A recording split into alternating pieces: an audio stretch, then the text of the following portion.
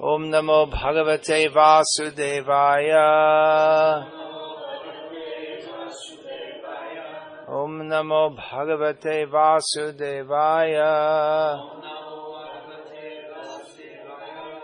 Om Namo Bhagavate Vasudevaya. Parinishthito Pinayargunya Uttama Shloka Lilaya Vihita Cheta Rajarse Akyanam Yad Hitavam. This is Shukadev Goswami speaking to Parikshit Maharaj. O saintly king, I was certainly situated perfectly in transcendence, yet I was still attracted by the delineation of the pastimes of the Lord, who is described by enlightened verses. Okay, so I'll just speak it in English. The absolute truth is realized as the impersonal Brahman at the first instance by philosophical speculation, and later as the supersoul by further progress of transcendental knowledge. But if by the grace of the Lord an impersonalist is enlightened by the superior statements of Srimad Bhagavatam, he is also converted into a transcendental devotee of the personality of Godhead. With a poor fund of knowledge, we cannot adjust to the idea of the personality of the absolute truth, and the personal activities of the Lord are deplored by the less intelligent impersonalists. But reasons and arguments together with the transcendental process of approaching the absolute truth help even the staunch impersonalist to become attracted by the personal activities of the Lord. A person like Shukadev Goswami cannot be attracted by any mundane activity, but when such a devotee is convinced by a superior method, he is certainly attracted by the transcendental activities of the Lord. The Lord is transcendental, as are his activities. He is neither inactive nor impersonal. Shukadev Goswami is speaking to Parikshit Maharaj. He is introducing the subject that he will speak about. The subject is Srimad Bhagavatam. Subject, that's Tamil word? Tamil. Vishayam? Vishayam. Srimad Bhagavatam is the narration of the Supreme Personality of Godhead and his devotees. This takes place on the transcendental platform. As Prabhupada points out in the purports, impersonalists cannot understand this. Nowadays it's very popular in India, very popular. Cinema, movies and novels in which there are common themes of a mother's love for her child, how the child goes away and the mother is feeling very pained at heart, how there are lovers who they are separated and they feel great. This is all Maya. These very strong feelings are expressed in such exchanges, no doubt.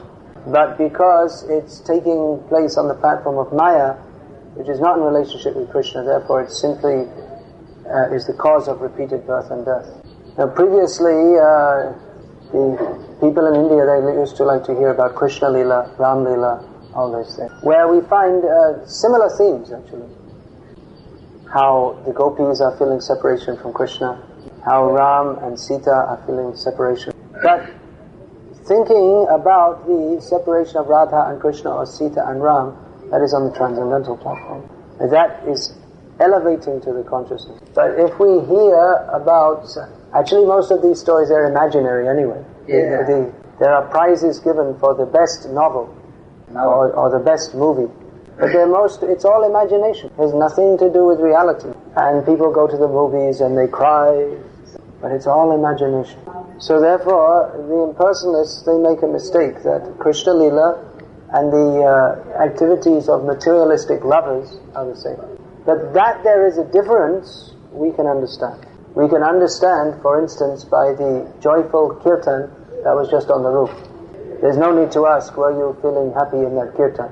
Definitely everyone was very happy. But that happiness is the happiness of Krishna consciousness. Now, you can say, well, we are hearing about Krishna Lila, Krishna's pastimes with the Vrajavasis.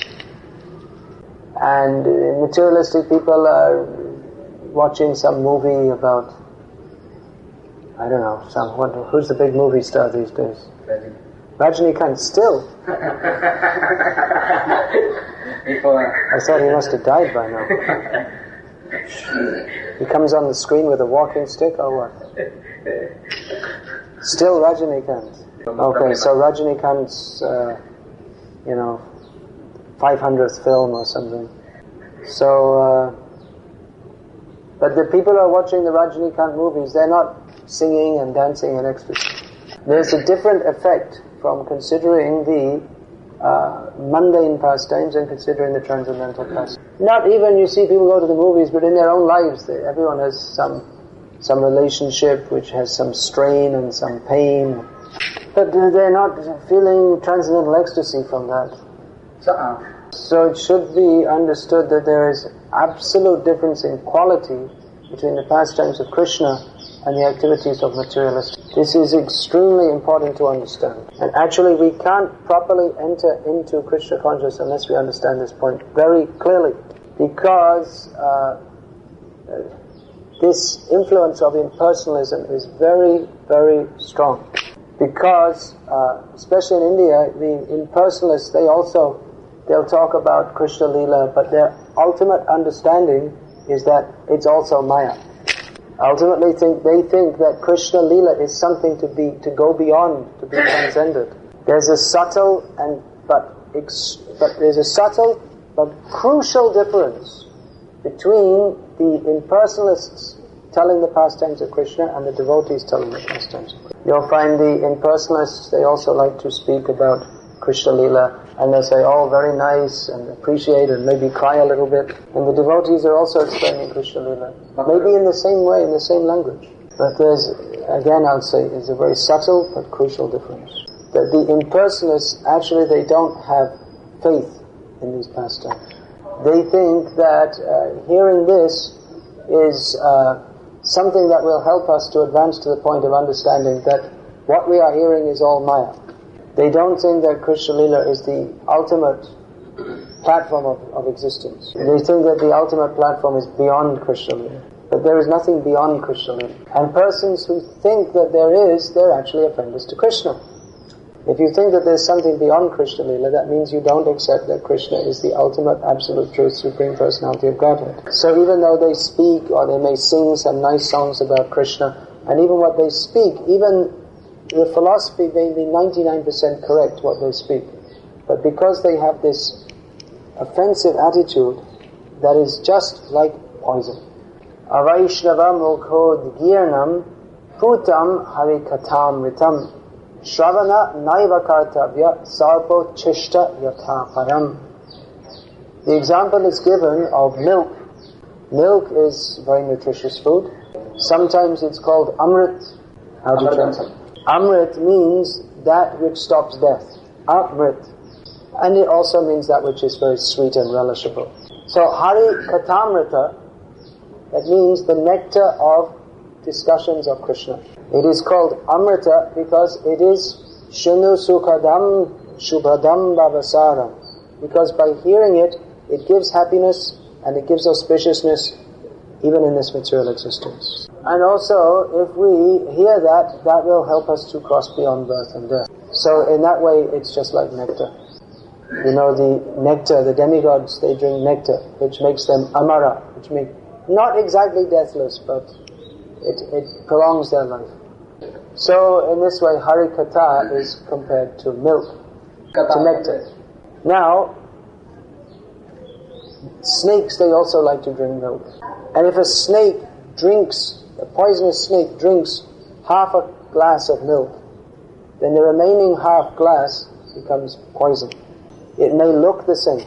Even its chemical composition may be, or biochemical composition may be more or less the same, just a little bit different. But if you drink that milk, the taste will be a little bit different. You may not even notice, it may be a slight difference. And instead of stopping death, it will kill you immediately. So it's just like that. If we hear Hari Katamrit from non-devotees, then the result is instead of getting tushti, pushti, instead of getting nourishment and strength, our spiritual life is spoiled. So that's why it's very, very dangerous to hear from non-devotees. Even to hear from devotees with a wrong philosophical concept, that's also very dangerous. So it's not that we should just listen, any cassette comes, we should stick it on, listen. No. Actually, the first thing we have to see is what is the character.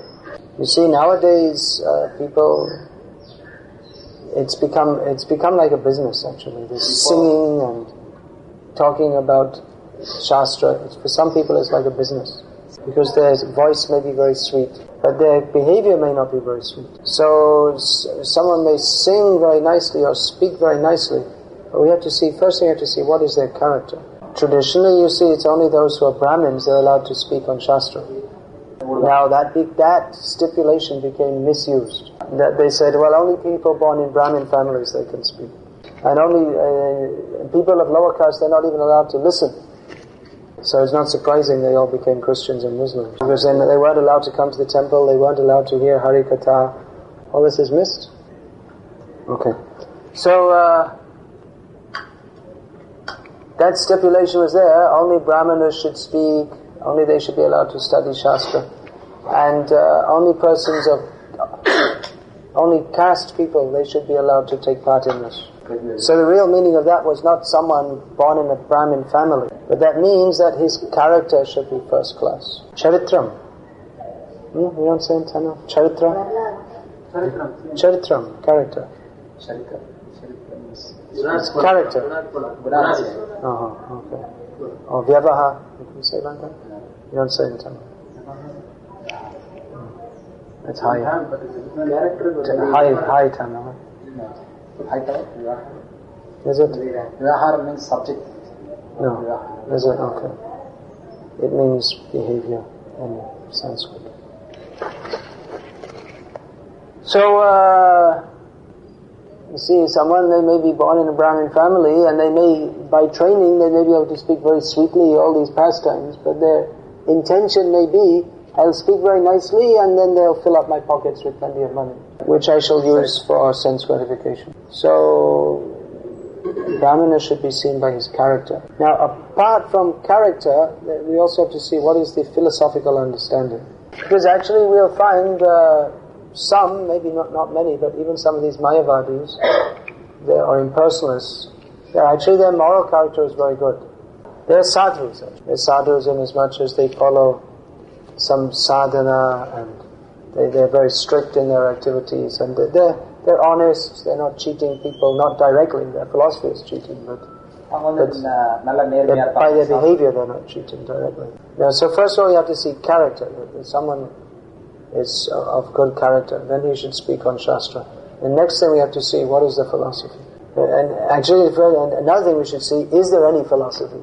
Because just telling stories to entertain people, that's not proper either. People have to be educated in spiritual values. Unless people are educated to understand what is the difference between the soul and the body, what is the difference between the individual jiva and the Paramatma, who is Bhagavan, then to hear Leela won't be very helpful to them. So we should be very careful who we hear from. If we hear from non-devotees or people who are supposedly devotees but not really properly situated, then we won't actually benefit in spiritual life, and we may actually be harmed by that. We see here that Shukadeva Goswami is speaking to Parikshit Maharaj. There are many sages present there. Say Muni, Sadhu, Rishi, you could say like that. So Parikshit Maharaj, he wanted some spiritual guidance at the time of, just before passing away, time of his death. And so many munis came and they had different advice for him. My dear King Parikshit, you should perform great sacrifices, or you should now do pranayama and control your life breath. You should study the Upanishads to understand the impersonal Brahman. So many people had so many different recommendations for him. But Parikshit Maharaj wasn't satisfied, because from his very birth, he'd been a great devotee of Krishna. He was, after all, born in a family of great devotees. He was born in the family line of the Pandavas. From his very childhood, he was interested in Krishna. In his childhood play, it was all about Krishna. So much so that even when he was called for his meals, he didn't like to go. So he was a great devotee from his very childhood. So at the time of his death, if people were telling him, now you should do Karma Kanda or Jnana Kanda or something, no interest. He had no interest. He thought, he asked the question, what is the duty of every human being, and especially of one who is about to die? So when people were telling him you should do some karma or jnana or yoga, he wasn't very attracted. That he was thinking that even in my lifetime I wasn't attracted to this. Now I have to die, I should start all these things. Actually, for Parikshit Maharaj, there could only be one answer to this question, which is given by Shukadeva Goswami, just 2 verses on from here. Etam nirvidyamananam ichchatam akuto bhayam yoginam nipanirnitam harir namam kirtanam. That Shukadeva Goswami tells Parikshit Maharaj that constant chanting of the holy name of the Lord in the manner that previous authorities have done, that is the sure way of success for everyone in all stages of life. That means whether you are full of desires, with no desires, desiring liberation, whatever. One should chant the names of the Lord and be free from all fear. So, Akuto Bhayam. So this is actually what Parikshit Maharaj wanted to hear. He wanted to hear about Krishna. So by asking this question, what is the duty of every human being, he was able to, by asking this question, he made sure he got the right guru. People may be looking for a guru, and it's easy to cheat people. There are so many stories of people that, yes, I'm your guru, you should surrender everything to your guru, therefore give me all your money and see you later. I'll give you some ashes, very powerful ashes. Alright, thank you, bye-bye. So we have to be very careful that guru means who teaches about Krishna. And again, that point, it should not be a Mayavad, it shouldn't be an impersonalist. It means that, you see, even the impersonalists, they may speak about Krishna, but ultimately they're envious of Krishna. This is the point. They may speak about Krishna, then if we come down to philosophy and discuss it minutely, we'll find that ultimately they have no faith in Krishna.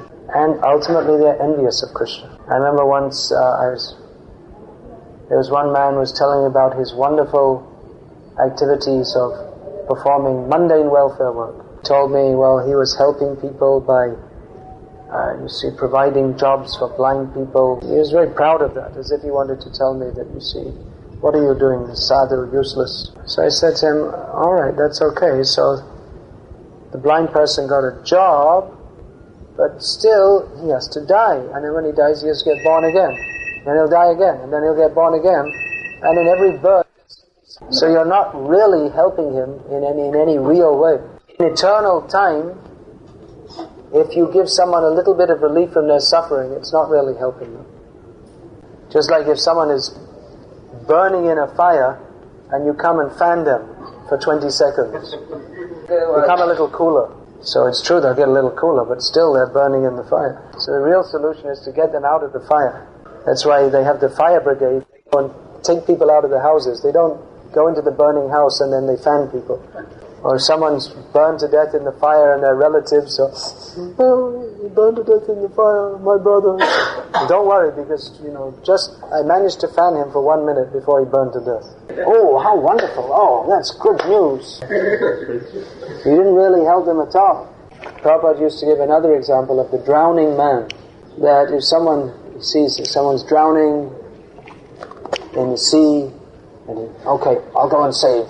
He swims out, a hold of him, grabs his shirt off, pushes his head under the water, swims back and said, I did it!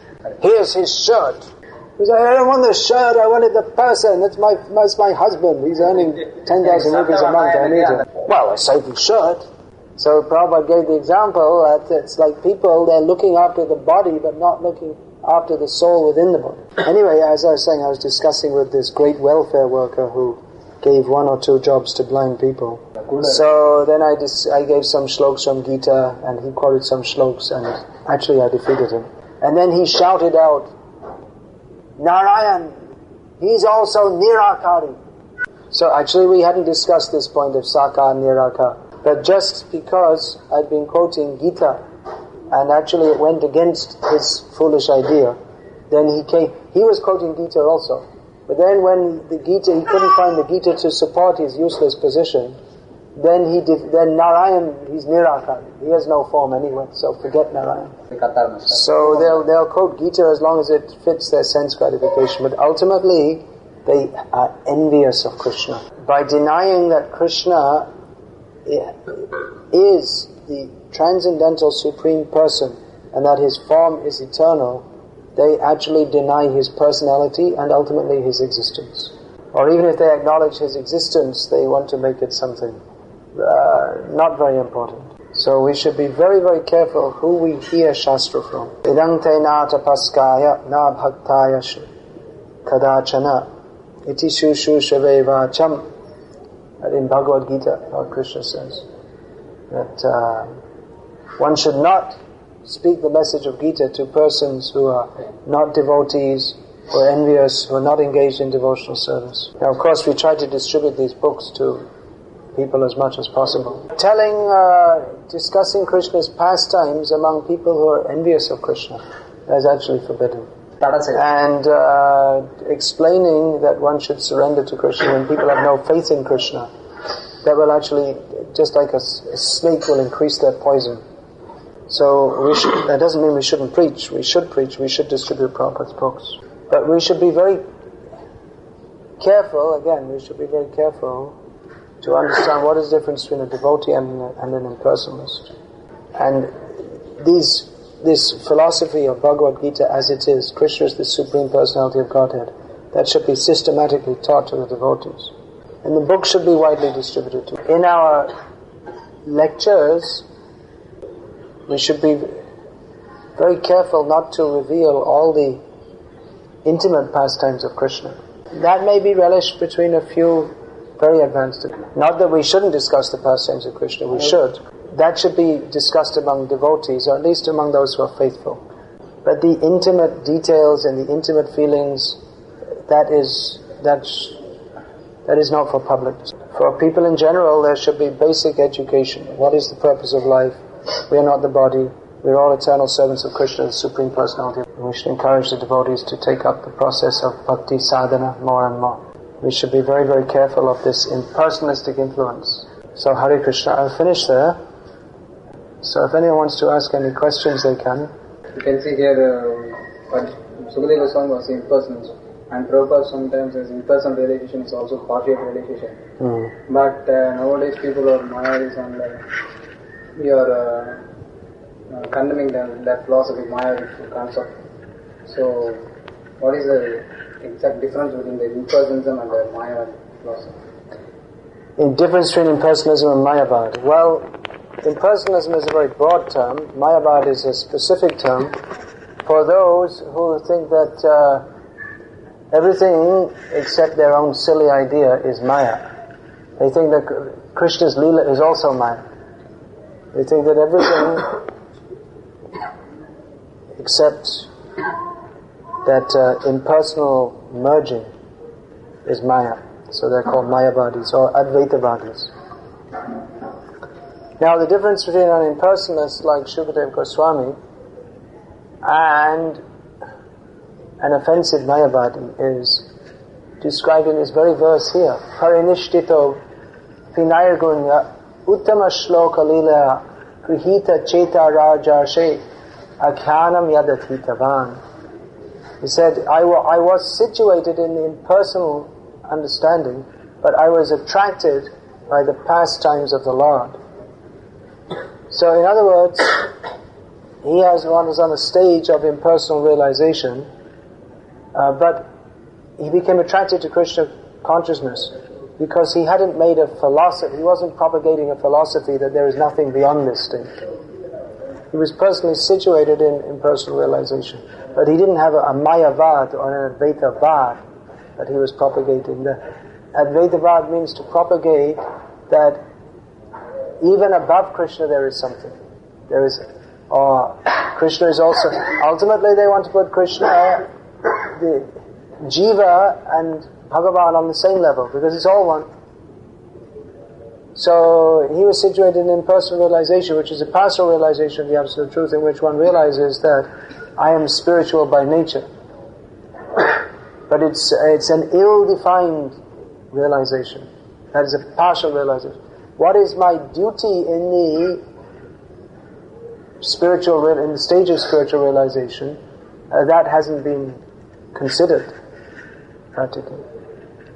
So he wasn't making a philosophy that Krishna is also the same as the jiva.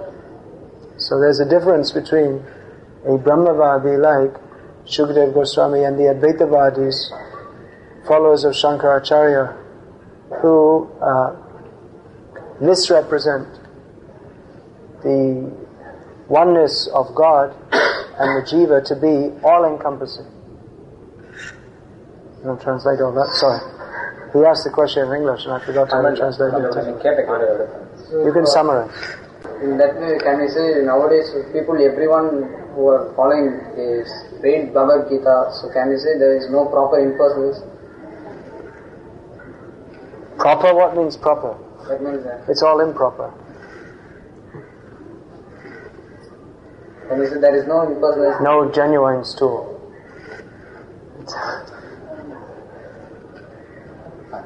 What exactly do you mean by a proper impersonalist? But, like Sukadeva Goswami.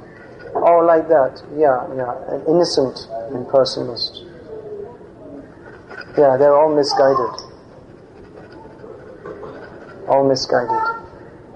Shukadeva Goswami actually reached that platform of being beyond the three modes of material nature. And from that stage he went further on to appreciate Krishna. So he was on the transcendental platform, the neutral platform of being beyond Maya but not situated in Krishna consciousness. But what we found nowadays is people that are actually in Maya but they talk as if they're self-realized. And they, directly or indirectly, they are offensive to Krishna. So they're very different to Shukadeva Goswami. Maharaj, now we are practicing. We are not perfect devotees. So we are also preaching. And, what will be the effect of our preaching? We are now in the process of cleaning and we are just having faith in Guru and we are just preaching. But still we have a lot of anarthas which has to be overcome. So what will be our preaching and what will be the effect on the others? Yeah, okay. So say it in Tamil. I didn't say anything about my No, that's what are you saying in the class? In the previous, telling the question which we asked. Explain this. Actually, we should think not exactly that I'm preaching, but that I'm simply a servant of my Guru and all the Parampara Acharyas. And if they so wish, they can work through me even though I'm most unqualified. And if one has that mood, then Krishna may be pleased to work through him. But if we go out and think, I'm going to preach, I'm going to save everybody, then we can't do anything actually. So can we hear from such weak and Yeah, we can hear from devotees who are, at least, they're following the basic principles and are sincerely trying to convey the Parampara message. We should hear from such. He's saying, any person who followed Gaudiya Vaishnava Sampradaya have returned back to Goloka Vrindavan. Is there any evidence in the scriptures? You mean, is there a census? Huh? You mean to ask, is there a census?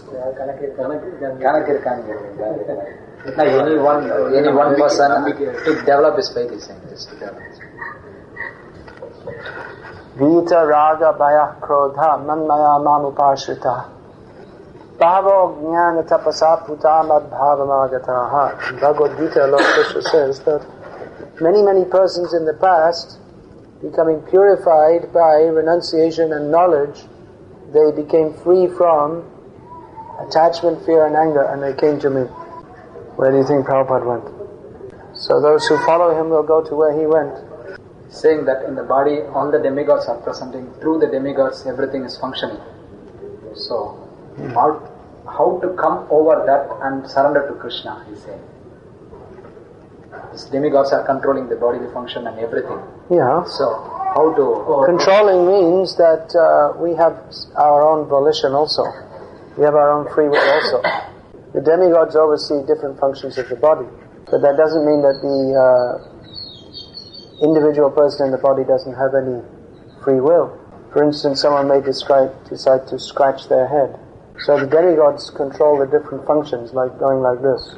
But if the person himself decides to go like this, Karya karana kartritve hetur prakriti uchyate purusha sukha dukhanam bhoktritve hetur uchyate. This is described in Bhagavad-gita.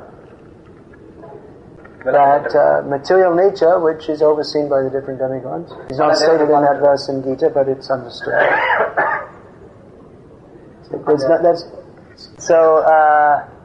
Material nature provides the facilities for activities to take place within this material world. But how the living being acts and resultantly gets material so-called happiness and material distress, that depends on the free will of the individual. So if you want to surrender to Krishna, you can do also. Krishna says, Patrang pushpang palang toyang yome bhaktya prayachati tadahang bhakti upaharitam prashnami prashnamanaha. If one offers me with love, fruit, leaf, flower or water, I will accept it. So like that, you can offer a leaf or flower to a demigod or to your girlfriend or whatever. That is Maya. Or you can offer to Krishna. So the same offering, taking the flower, bringing it, giving it, that will involve the motion of the movement of the body. So the demigods, they're overseeing that. So you can either do that to offer to Maya or to offer to Krishna. Saying that when we perform devotion service, how can we realize the benefit of the devotion service? We have to have a practical experience so that whether we are advancing or not. Did everyone hear? You can say again. You don't experience anything in bhakti. You feel like when you're doing devotional service, you feel like a stone. If there's no, if we don't feel any satisfaction from that, that means that actually we're making too many offenses. That's the only reason. Otherwise, devotional service is naturally joyful. You're chanting Hare Krishna Mahamantra itself is a great for this year Kalita. Those who are chanting Hare Krishna Mantra itself provides everything, all the sources from the transcendental source. Why we want to hear Bhagavatam, why we have to read? So, Prabhupada says Hare Krishna Mahamantra itself provides you everything if you do it properly, with carefully, without doing any offenses. So why do anything else? Why do you have to read? Well, how are you going to know how to do it properly and what the offenses are unless you hear from devotees? And we're calling out, Hare Krishna means calling out to Krishna, please engage me in your service. But if you don't know who Krishna is and how to serve him, then how will your chanting be successful? So chanting should go on along with hearing from and serving devotees. When it's said that chanting alone is sufficient, that means actually some hearing has to be there also.